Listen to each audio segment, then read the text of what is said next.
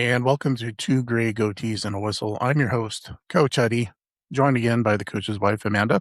Hello. And in this episode, we are going to talk about drills versus decision. Are we practicing for practice or are we practicing for games? That's our topic for today. So I'd like to welcome everybody back. Today, we are going to talking about something every coach has an opinion about, is how to run your practice. There is tons of ways that it can be done. There's people that have kept towards more of the traditional way of doing things. And then you got ones that have kind of modified because the philosophy and the studies have shown different ways to do practice that sometimes can be a little bit better than the traditional ones. So basically that's what we're going to be getting into, is understanding, are we practicing to get better at drills, or are we practicing to get better for playing games? That's really what the question is going to come down to.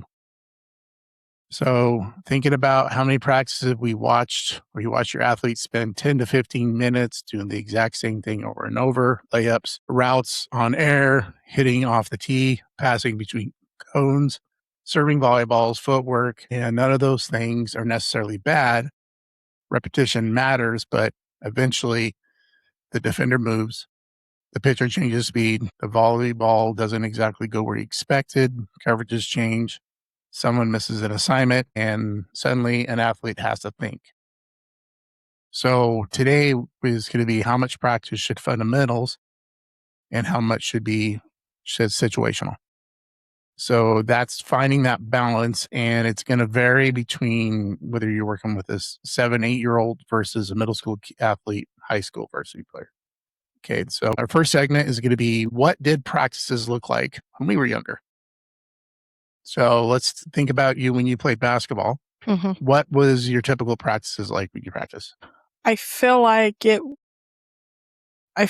was, like certain drills that you ran every practice, no matter what, no matter how long the practice was. I feel like you always started with some passing drills, and you started with like maybe say layup drills and a few things like that. But by the time we got, we're in high school, you didn't spend time so much working on your shooting form as you did on shooting position. Like, can you shoot from here? Can you shoot from here? What's your accuracy? And then obviously shooting under pressure and stuff like that. So, parts of the practice were you'd have a little 3-on-3 type drill, because obviously there's offense and defense in pretty much any team sport, or even some individual sports, where you have to have that drill that goes along with that. So as you got older, you noticed the fundamental part of it, like how to shoot and how to dribble, weren't part of your drills, but how to make an accurate pass through a defender and that kind of stuff became more of your drill. But it was still pretty 5 minutes of this, 10 minutes of this, like It was structured. There was structure. Yeah. Yeah. And I mean, it wasn't like you just went and scrimmaged for an hour. That wasn't like, you still had to run through your plays and you still had to, but it seemed like you were able to do more the older you got and the more complex your drills became, as far as like just what you start out with. And we think of traditional, and then this, is changed. But if we think about our age, so let's say Gen X age kids, when we were kids, coach demonstrated something, then you did it again, and again, and then probably again. And there was a philosophy behind it, because the whole term is practice makes Perfect. Although I prefer practice makes better, but right. But maybe a better phrase is practice makes permanent, and like muscle memory and stuff like that. And the problem that it can be is that if you're doing something correctly all the time, you're going to keep doing it. So it's about understanding that when you do the practices, just because you're working on lands, if you're not teaching the proper steps that go with it, where your hand placement should be, what you should be aiming for, all that stuff, that ain't going to matter if the kid runs down and throws an underhand every time they go for a layup. Or just an example. Or can't lay up with their left hand. Or funner practices and practices you probably enjoyed more were ones where you had little scrimmages and you had 3-on-3 things and you had the more complex drills. But it comes back to that muscle memory. If I didn't have the leading into the constant dribbling around cones, the constant learning how to do a chest pass versus a bounce pass, a constant, this is how you properly shoot a basketball. This is how you properly shoot a layup from left or right side. If you didn't have that leading into, then that muscle memory wouldn't be there and you wouldn't be good at the more complex things. Right. And repetition isn't the enemy. That's the one thing that there's a time and a place for it, for sure. Yeah. Just understand that. It's just that if you're repeating drills that are teaching bad fundamentals, that's a problem. So, if you're coaching football of a kid that, you're trying to get into a proper stance, I don't need immediately, put him into 11-on-11, right?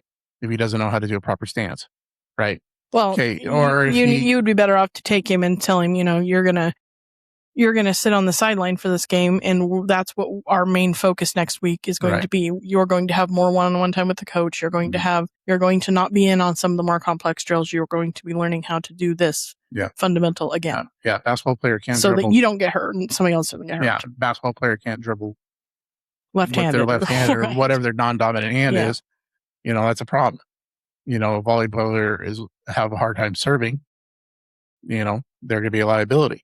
So it's the drills themselves. We need to understand that when you're doing these practices, that it's just as important to sometimes break it down to the bare bones. Standing position and dribbling with the right hand, and making sure if we're talking basketball, making sure that your body position, where's your body position to your defender, stuff like that, and then go left-handed and stuff like that. And it goes for any sport, right? So that understanding that when we do those, you got to stop doing that. Anyways, when we are doing that, teaching the drill, and just make sure that you understand that you got to. Yeah, I don't think there's anything wrong with going back to repetitive style skill or drills. I don't think there's anything wrong with that. I think that sometimes it's easy for us to get complacent. It's easy for a baseball player to get complacent about their throwing style. It's easy, and then you start having shoulder injuries or elbow injuries from the outfield or the shortstop trying to get it home, consistently. I don't think there's anything wrong with going back and being like, okay, this is what I'm seeing. We need to get back to get that muscle memory correct again before somebody gets hurt. Right. But yes, ideally, the older you get and the higher level you get to do the more fun scenario type practice drills versus. Yeah. And here's the thing, and we'll talk about this here in a little bit, but it's like you can still do the daily warm-ups and stuff like that, but you can build in competition within those drills. Yes, you can make them more, you've all got the skill now. Let's see who really can capitalize on that skill under pressure. Or if you're the first person, who can make, if you're warming up your arm in practice, how long can you do it before you drop a ball or an overthrow or something like that? So, there's free things throw you can competitions build, free throw competitions, stuff like that. So one of the biggest issues in youth practice, sometimes coaches say that we spend 30 minutes on fundamentals. Okay. But how many repetitions did each kid actually get? If you're only sending 2 people at a time and you got 8 to 10 other kids behind you just standing around, are you getting the most out of that? Yeah. And part of this has to do with your age of your kiddos and your amount of help. If you're doing rec league and there's one coach and 15 players, that ability gets a little bit more complicated when it comes to practice to be able to break them in smaller groups. Yeah. But if you can keep kids constantly moving and constantly working on some kind of fundamental and some kind of drill, they're more in it. Yeah. Yeah. Versus waiting around watching what somebody else can do. Yeah. So a lot of that comes to your repetition matters. Standing around doesn't. So standing around's not doing you any favors. Doing any favors. So it's making sure you're getting the most out of that time. Yeah. You can be very effective with an hour and a half practice better than you can run a 3-hour practice. Yeah. Yeah. So you know what I'm saying? So there's people you need to have, and yes, if you're starting out as a coach or you, for whatever reason, I mean, ideally, well, not ideally, but most likely you have been through practices if you decide to be a coach at some point in time because you already have that love for that game or something influenced you or or you have some knowledge in that area. That's not always the case. Sometimes it's just a parent who volunteers because nobody else stepped up. Yeah.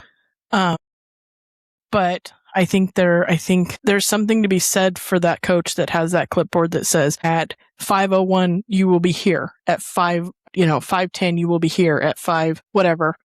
It seems micromanagey, but if you want the most out of your practice, those kids are constantly moving to the next skill, letting that muscle memory set in, and practicing a different muscle set. Yeah. Whatever that be. Yeah. So yeah, and a lot of coaches will have a schedule. They'll have some kind of practice schedule saying, hey, and stick to it. And then those most kids by practice 4 know exactly where they need to be. Yeah. And then you build that consistency. And then as you move on throughout the season, you can vary it. Change up. So this is what the research is saying. So there's some researchers who have studied something called contextual interference. And basically we're comparing predictable, repetitive practice with practice where athletes has to deal with more variation. And it's something they call blocked practice. That's basically do skill A again, skill A again, skill A again. And then there's more varied random practice where you have skill A, now skill B, now skill C, back to A. Now react to something. So whether it's do dribbling down by yourself and then all versus of a sudden, with the defender in front of you. Now you're putting a defender in front of them, and then you're making it more complex, creating that sense of situational stuff within your repetition. Build the confidence, build the know-how, and then challenge it. Yep. And then the athlete doesn't know what's coming. And so that's the biggest thing is like in practice, yes, have consistency where they know, but that's not what the game's going to be like, right? No. You're going to get thrown all kinds of stuff at you, and then you're going to have to adjust. If it's a team presses versus not presses, or they throw a unique type of press on you. So the 2024 systematic review and meta-analysis looked at the question and found an overall advantage from random practice for transferring motor skills. But it is, and this is important, the advantage wasn't nearly as clear among young participants when researchers look specifically at applied sports settings. So I don't think the research tells us never do repetition drills. I think it gives a much better idea of this is going to be our theme today. Teach it, repeat it, vary it, read it, perform it. That's kind of the mantra there. So, and so out of that, let's look at, I think as coaches, it's often pretty good. We're pretty good at the first two, teach it, repeat it, right? Right. The last three though, vary it, read it, perform it. I think that's where as a coach, we got to develop better at, and I think most coaches are always looking for a way to get better. The good coaches, the ones that are always stuck in the ways, you're going to get lost eventually. Yeah. Eventually they're doing a disservice to whatever they're in charge of. I think this applies to so much more. I mean, just thinking on an education perspective from it, if you have a first grader and a second grader who repetitively look at sight words and that's how they become fluent readers, that's how they become consistent in what they're doing. If you are constantly having to sound out the word cat and dog, you're getting nothing out of your content. If you're constantly having to set your feet and think about how you're throwing, going in for a layup, your, percentage is going to be really low.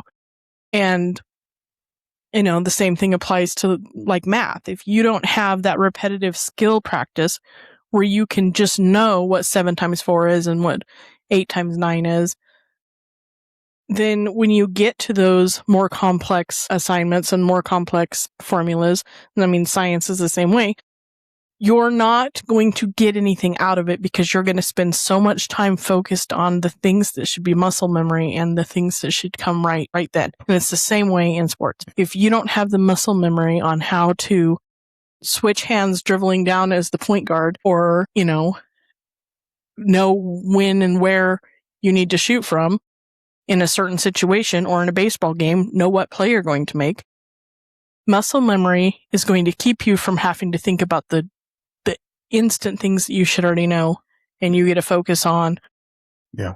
how do I attack this situation? Right. So it's important. It just, you got to find that line. Yeah. So getting to our teach it, repeat it, vary it, read it, perform it. Here is what we call the perfect practice trap. So for example, basketball. I've got a player doing layups, no defender, same side, same angle, same speed, and the kid makes 18 out of 20. Looks fantastic. Then we get to the game. Now they're sprinting. There's a defender on their hip. Another defender is coming across the lane. They're deciding which hand to use. They're deciding whether to shoot or pass.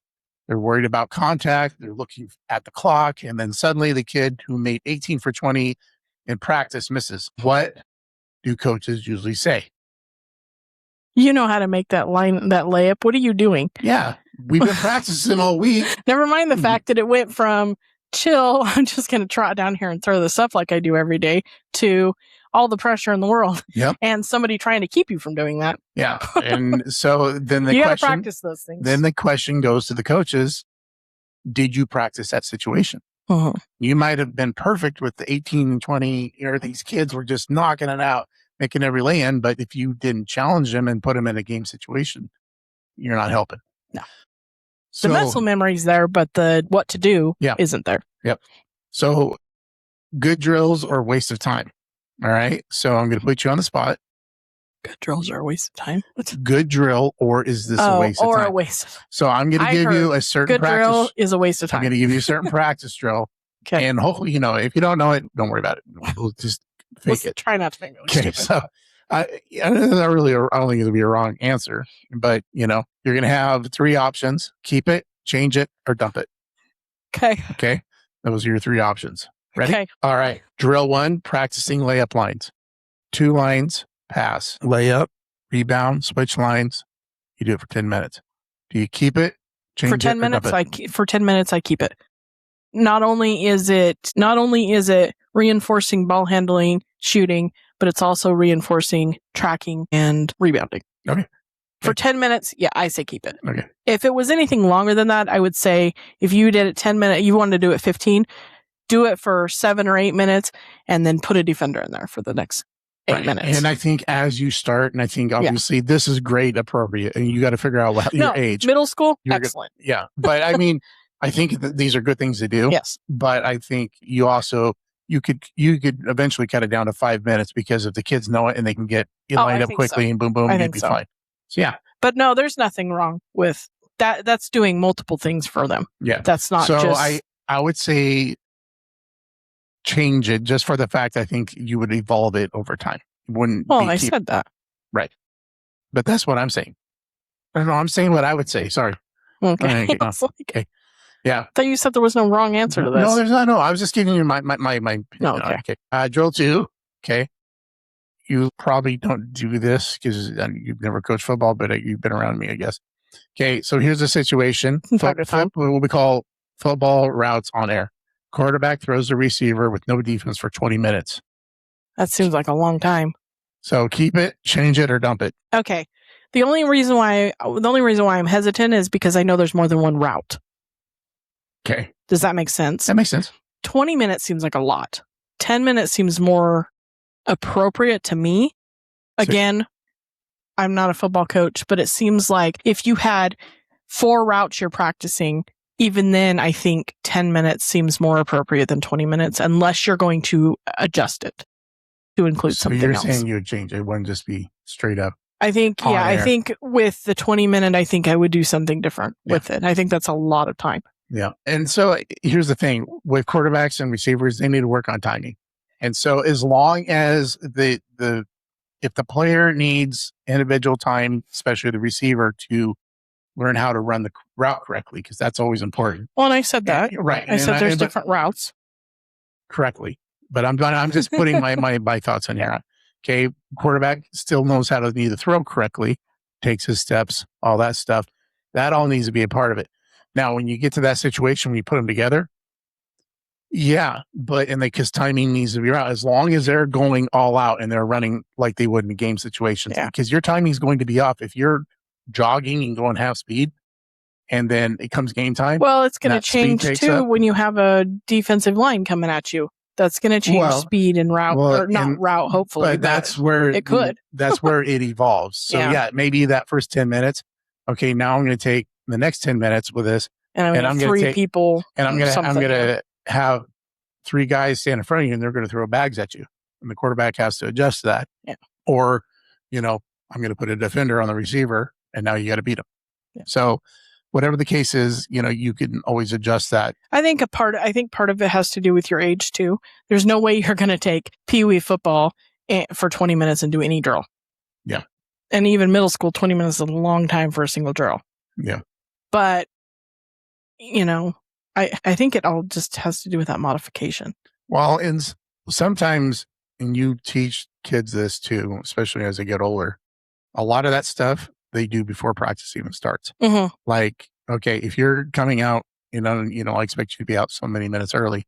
If you're out 10, 15 minutes before practice, we're going to start. You're sitting on your ass on the sideline. Yeah, you're not sitting in your ass on the sideline. You got to grab the balls. You're going to go grab your receivers and you're going to start throwing to them, and just do that stuff to get your arms warmed up, all that extra stuff. Give that anytime you can get extra practice in, or you stay after practice, do the same thing. So you can do a lot of stuff. So that's just a work ethic type of thing. And that's something coaches have to coach up on their kids. Yeah.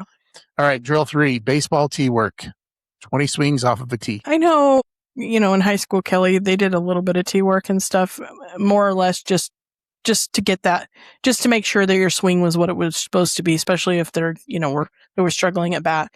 I don't ever remember them seeing them do 20. I think that's too much. That seems like a lot to me. Yeah, that's about how much we were, and then but the thing with that was, but maybe it was because they went through the tee and then they went through coach pitch or soft toss and then they went through. We had stations, and so that's maybe how that's why it didn't seem like that much. And that was the thing and that's the thing you have to do in practice, coaches, is that if you can build stations up, especially if you have a couple extra coaches with you, then you can go do soft toss. But the kids can do the soft toss to each other. Yeah. And you could have them in pairs, and one person's putting the balls on the tee and the other one's hitting off. And I saw that a lot. So, and then I just see it. 20 seemed like a lot, but maybe it's not. But, I don't know. I've never, you can progress. I coached Little League softball, but I've never coached at a higher level there. Yeah. So soft toss, front toss, like pitching, you can work on different speeds, work on location. Because sometimes the tee, you set it up like it's going straight down the middle. Well, in games, that's not exactly how it's going to happen. Well, I think that's kind of where I was. Yeah. It was with younger kids, a lot of times, like if you teach the pitcher to get it across the plate, you were golden, especially in rec ball. But obviously when you start getting in high school and stuff like that, more higher level stuff, now you got pitchers who can pitch inside, outside, high, low. And so then now you have to work on situational hitting. This is where I need to make contact with the ball versus here. If it's coming inside, I need to hit it here. Or I'm standing in the ring waiting for my turn to bat, and I watch one go by, and I think, man, if I would have swung at that, I would have been a little late, or I would have it'd have been a foul ball. Adjust that. Yep.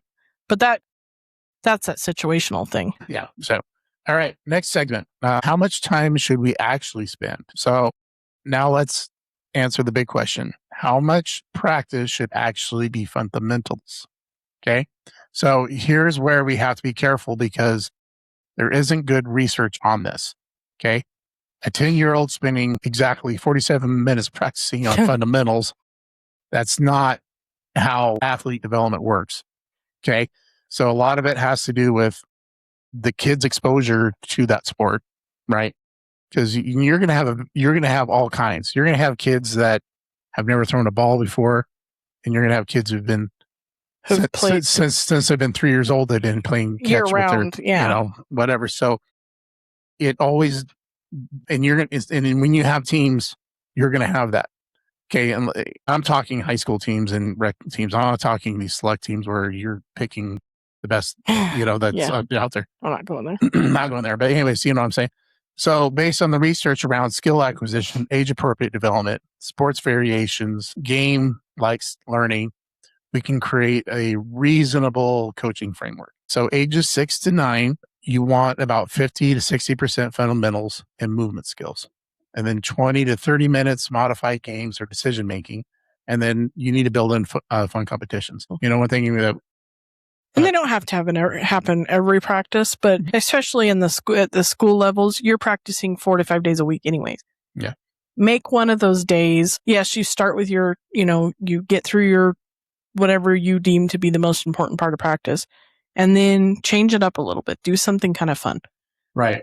That they're all involved in and that they all have to compete in. But, it's not that same thing every day, right. Yeah. So I could speak for when Kelly and I were doing rec ball, we did the tic-tac-toe game. Mm-hmm. They were running and they were sprinting. So they're getting conditioning in, not even so instead of us lining up, all right, we're going to run sprints. Yeah, run the and bases. The kids are like, oh my God, I got to do that. Right. No, now we're doing something fun. They're conditioning. They're getting the same thing. But you're making a competition. You're making it fun. But it's enjoyable. It's something you want to do, and you're not thinking about, oh my God, I had to run for 20 minutes straight.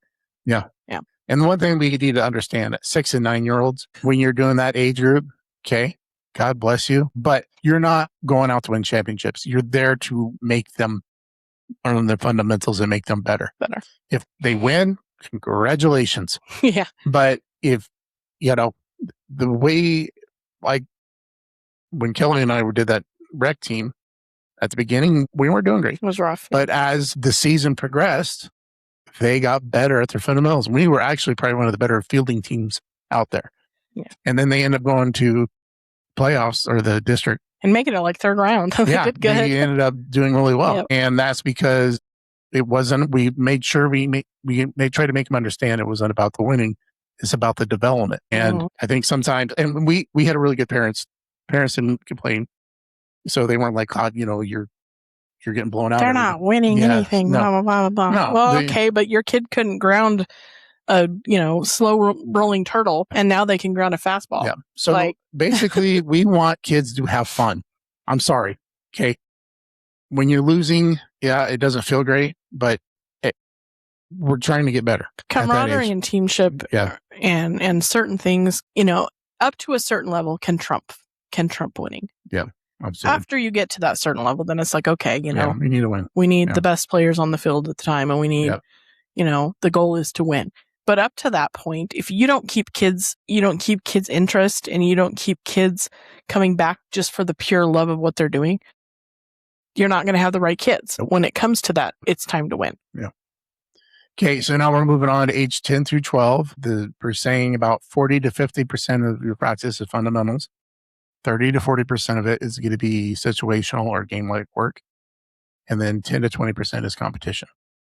Excellent. Okay, so basically you're starting to get to the point where you want kids to start solving problems. Mm-hmm. They need to understand that, okay, when this happened, you need to quiz, where are you going? You know how to fill that. How do you now know who's on base? If this person's covered, where should you go next, or whatever it is? So don't just catch the football, catch it and decide where to run.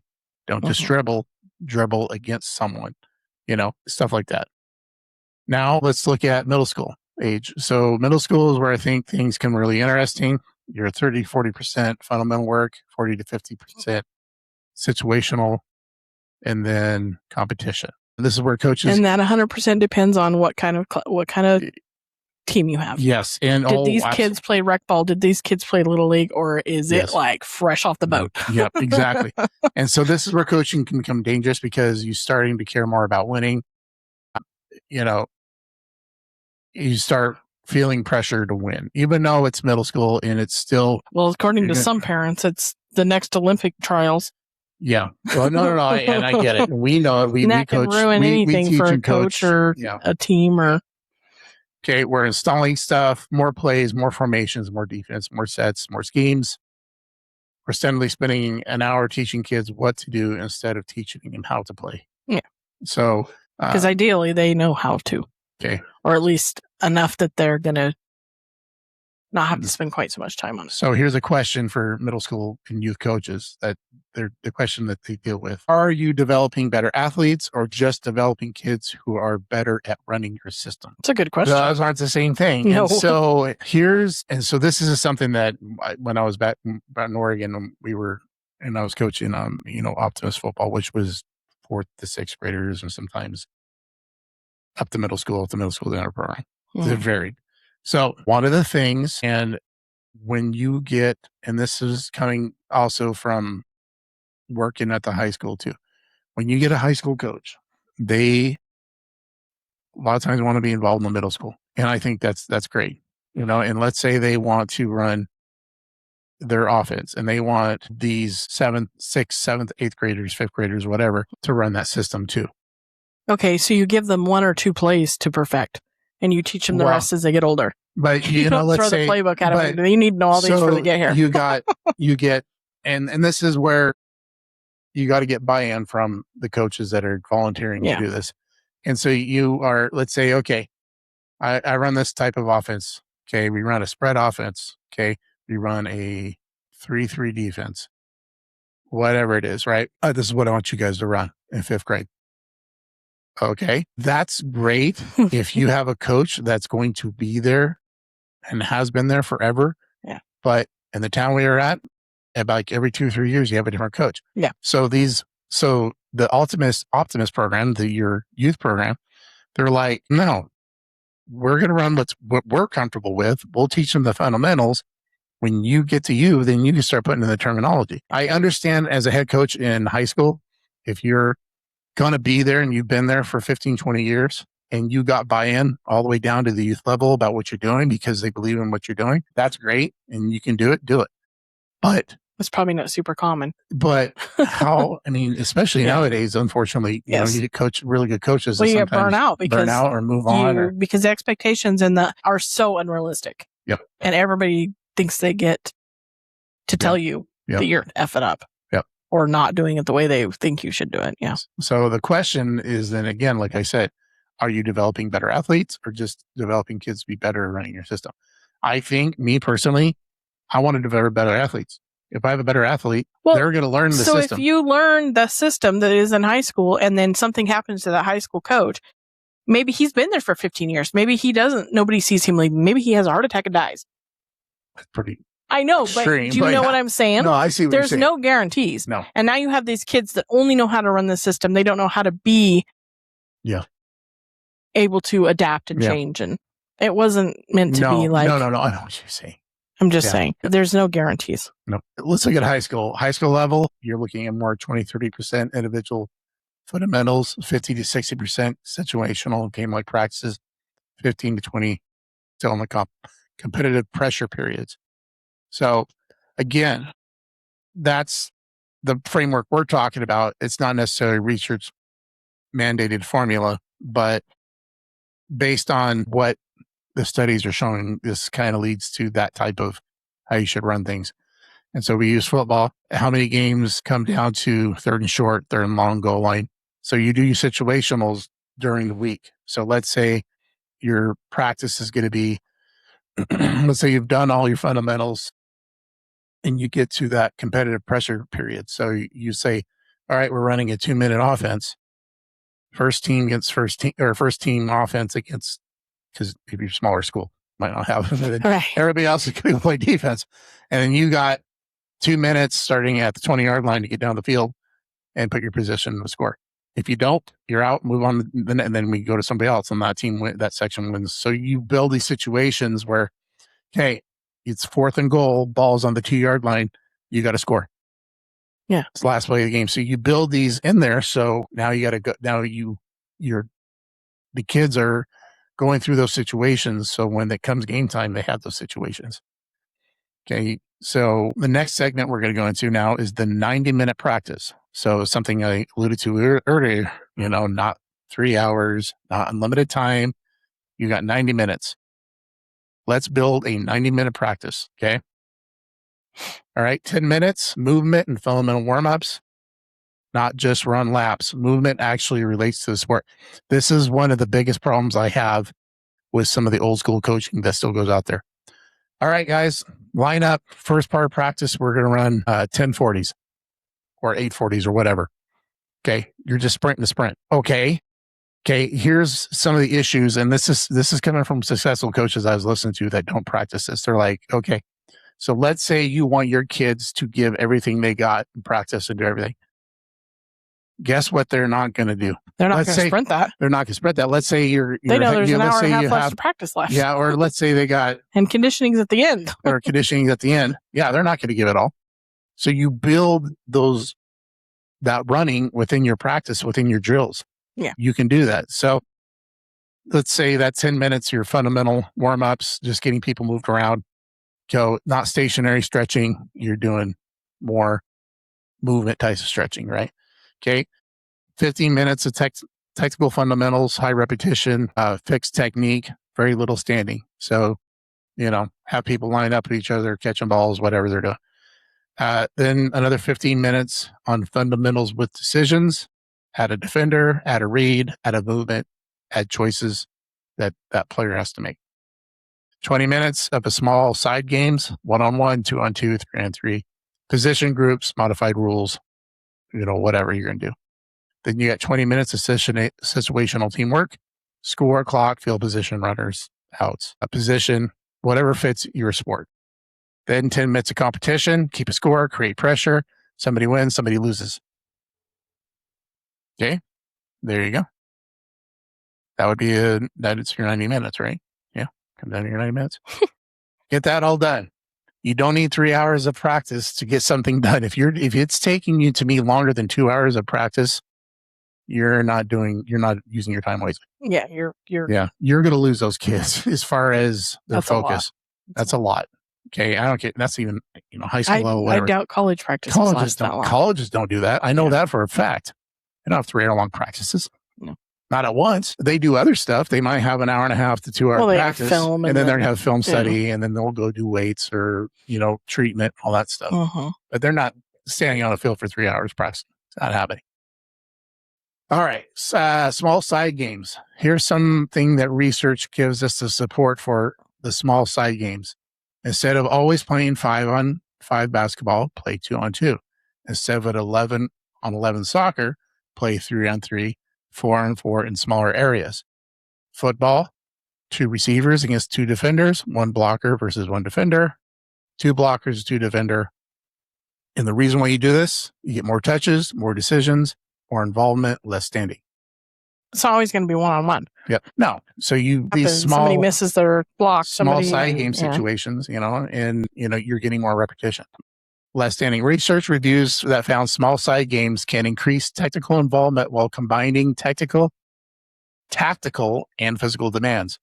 In 2026, a systematic review and meta-analysis involved 494 youth team sport athletes also found that improvements across several physical performance measures from small side game training, but there was an important warning. The overall research quality surrounding small side games isn't perfect. So we're not saying science says never run your traditional drill. What they're saying is there's enough evidence to justify coaching thinking seriously about incorporating game-like or small side situations during practice. We're not saying get rid of your traditional drills. They're saying there's still value to them. They're just saying that change it up a little. Change it up. Yes. Change it up a little. It's going to be fine. Yeah. If it didn't work, change it up a little from that. Make it work. Yeah. Yeah. When good practices look bad. Okay. Here's something coaches struggle with is good learning looks ugly. If I have kids repeatedly performing the same drill, they may start looking fantastic. As a coach, you feel better. Look at us. Everybody is succeeding.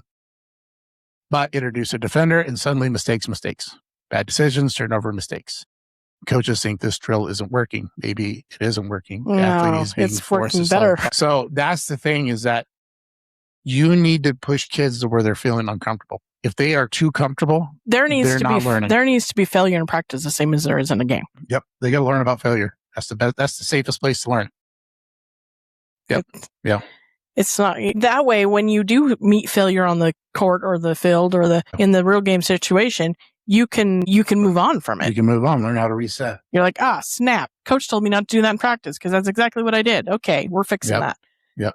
But if you're like, oh my God, I've never failed in practice. How did I fail here? Well, then practice might need to be adjusted a little. The athlete is being forced to solve problems. Research on contextual interference gives us evidence that more varied practices can improve retention and transfer, although, as we said earlier, the results aren't equally strong across every age and sport situation. So maybe the question isn't how many mistakes happen. Maybe it's what were the athletes learning from those mistakes? Yeah. Yeah. How did they adjust to it? How did they, fix it? How did they listen when they got critiqued? How did they respond to that? That's important. That's your A team versus your B team. Yep. Your starters versus your second line. Yep. Your go-tos versus your kids that you're like, well, he could be good today or he could be not good today. Yeah, exactly. All right. We're practicing too much. There's another part of the conversation. Maybe the answer isn't always or practice. Research on long-term athletic development doesn't support simplistic idea that piling up more organized practice from an early age automatically produces a better senior athlete. A major review comparing development pathways found that high-performing junior athletes tend to accumulate more early main sport practice, but athletes who eventually reach world-class senior levels tend to specialize later and accumulate more experience than other sports than that national class peers. Well, we've talked about that. Yeah. You need that variety. Another major media meta-analysis found that deliberate practice explained about 18% of the variance in sports performance. 18%, that's meaningful, but it also means there's a lot more going on than simply counting practice hours. You got a family side, right? You got school, you got all this stuff. At what point does you're helping our kids develop turn into our entire family is revolves around this sport? That is the key, because we know those parents that have their kid doing something year round. And it's like, I don't know that there's anything wrong with that. I really don't. I think what I'm getting out of this is that it's like, okay, you're playing high school basketball. You have 2 games a week. There's no reason to have 4 practices a week. You don't need to be in there on a Saturday having a practice. Yep. That's what I'm getting out of this. And then, and I already felt that way. At some point, you're just spending time. You're just on the court. Like, you're not getting any more out of it. It's like you want to sell your house and well, I'm going to do this and this and this. And the realtor tells you, well, you're not going to get your money back out of that. Yeah. Yeah. You're I don't know how else to explain it other than you don't need to kill your team to make a team. Yep. Okay. All right. We're going to move on to one of the last part of the segments here. It's going to be a rapid fire, fundamental or situational. So I'm going to, the suspense is killing me. There's no fence sitting here. You got to tell me whether it's fundamental or situational. Here we go. First one. I can sit on the fence if I want to. No sitting on the fence. 8-year-old learning to shoot a basketball. Fundamental. A varsity basketball player practicing late game free throws. Like games on the line. Yeah. No, I get it. What was the other thing? Situational. Yeah, situational. I couldn't remember the word. Yeah, okay, there we go. 10-year-old learning quarterback footwork. Fundamental. Varsity quarterback facing a blitz. Situational. Beginning volleyball player learning to serve. Fundamental. Varsity volleyball team serving at a 24-24 score. Situational. These are really dumb. Yeah. Young baseball player learning to swing. What kind of swinging are we talking about? Just kidding. Wrong. Fundamental. High school hitter with a runner on third and 1 out. Situational. Okay. There you go. All right. So I thought they were going to be more complicated than that. No. Well, the only thing was I forgot the other word. Yeah. Okay. So for coaches listening today, here's our challenge. Take your next practice plan, look at every drill and ask, what is this teaching? Then ask, does the athlete eventually have to make a decision? And finally, does this transfer to our game? We're not telling you to throw away your drills. We're just telling you to build a progression. Teach it, repeat it, vary it. There's no reason, perform it. There's no reason at any level that your practice at the end of your season should look the same as the beginning of the season. Nope. Okay, young or athlete, even halfway through. Yeah, You got to make adjustments. You got to see what your team's doing and what they still need versus what they can go on towards and make those adjustments. Yep. Young athletes need fundamentals, but athletes develop. We need the opportunity to recognize situations and make decisions, fail, adjust, try again, because we are not creating the world's greatest cone drill athletes. I would have been an Olympian. Yep. No, I couldn't. I wasn't very much. Yeah. Okay. All right. Wasn't that great? Okay. Time to move on to our next segment. Okay. We are doing, what are we doing? We are doing fantasy football trivia. So last year, and I've been a part of fantasy football before years and years ago. I don't know. I could definitely take it or leave it, but I was a little offended I wasn't invited last year because it was Coach Gonzo and his wife that set it up. And I was like, what the hell? Because they invited you, but they didn't invite me. Right. So I complained, got invited this year, and then promptly named my team. Is this soccer? Yep. Because Nick doesn't like soccer. Yep. All right. So, yeah, that's what you get for leaving me out. All right. All right. So we've got some fantasy football trivia questions here. Now, you have a pen or a pencil that you can keep track? What am I keeping track of? Your score. You get 2 points if I don't have to give you the multiple choice, 1 point if I give you the multiple choice. You get it right. Make sense? Okay. Yeah. Okay. First question. What position is typically drafted first in fantasy football? Running back. Yes. 2 points. Okay. I'm probably going to regret doing this. How many points is a passing touchdown typically worth in standard fantasy football? God. 6? Do you want the... Am I wrong? Yeah. Okay. So I guess we go to multiple choice. 3, 4, 6, or 10. 4? Yeah. So you get 1 point. Okay. I don't pay that much attention, I guess. Well, no, I automatically think coming from the person who the entire road trip to Twin Falls told me how to set up my fantasy football team, I care. No, but when I'm looking at scores, it's like, oh, they threw a touchdown. That should be 6 points. That's where my head's at. So in fantasy football, not on the scoreboard, dingus. No, I think in fantasy football it should be 6, but that's typically, apparently it's not. Okay, all right. It's not. Okay. I'm sure you can set it up differently, but okay. All right, next one. Number 3, what does PPR stand for in fantasy football? PPR? I can give you the multiple choice if you want. Hold on. Man, okay, go to the... A, points per reception. B, player performance rating. C, points per rush. Or D, passer performance ranking. It's A. Yeah, points per reception. Yeah. Which position generally scores points for sacks, interceptions, and defense touchdowns? What position? Not... So you're talking about... Okay, go ahead. Does sacks... Interceptions, defense, touchdowns.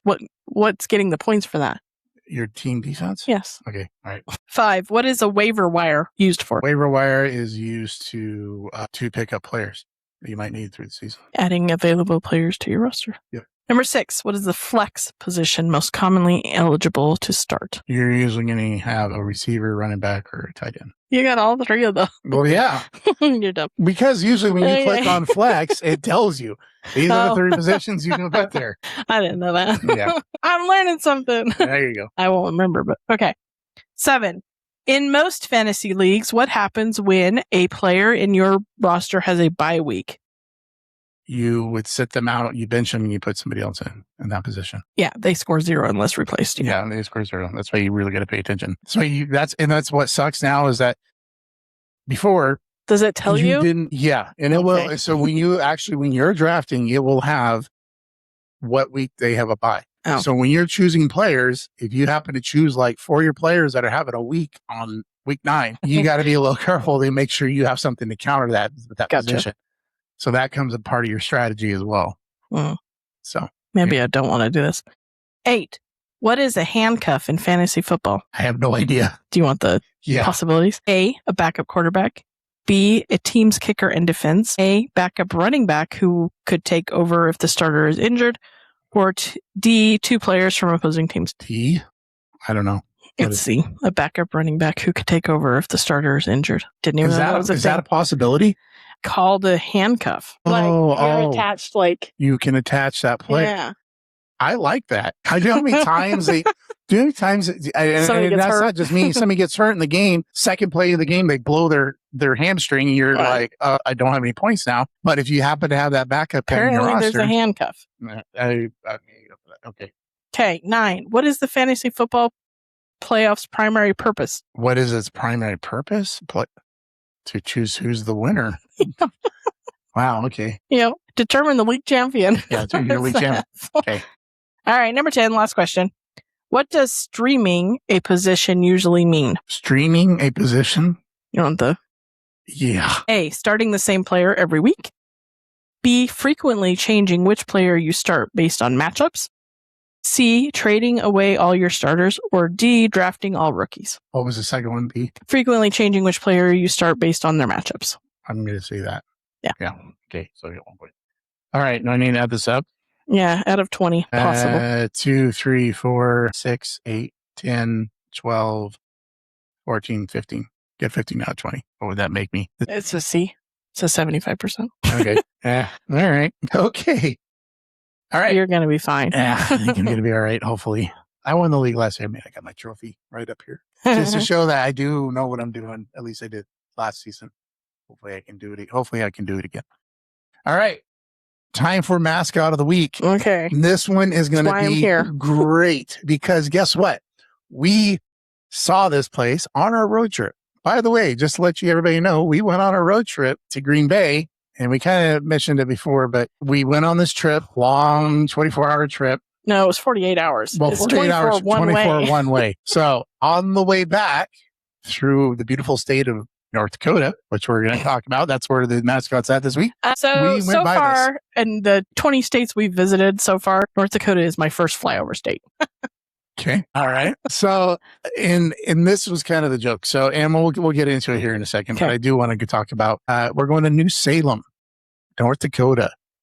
All right. We drove through there? We drove right by it. It was off the interstate. So New Salem is a small community in Morton County in the south central North Dakota, roughly 30 miles west of Bismarck along I-94.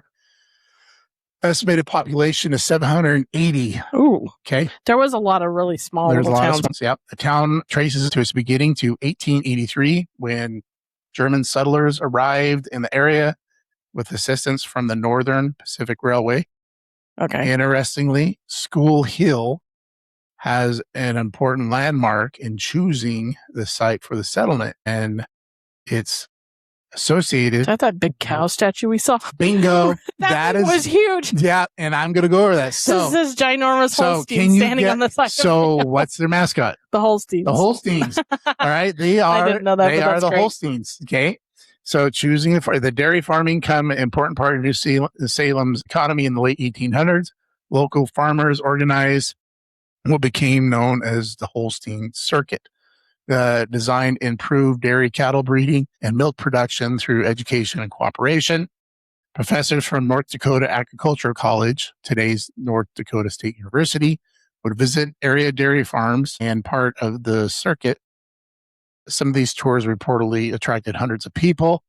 The dairy heritage eventually became part of the school's identity. The Smithsonian records the New Salem famous Holstein statue, specifically noting that the New Salem high school athletic teams adopted the name the Holsteins in tribute to the area's dairy industry. And it's simply not a quirky mascot. The Holstein represents the industry in building the community. The colors are appropriately, the colors?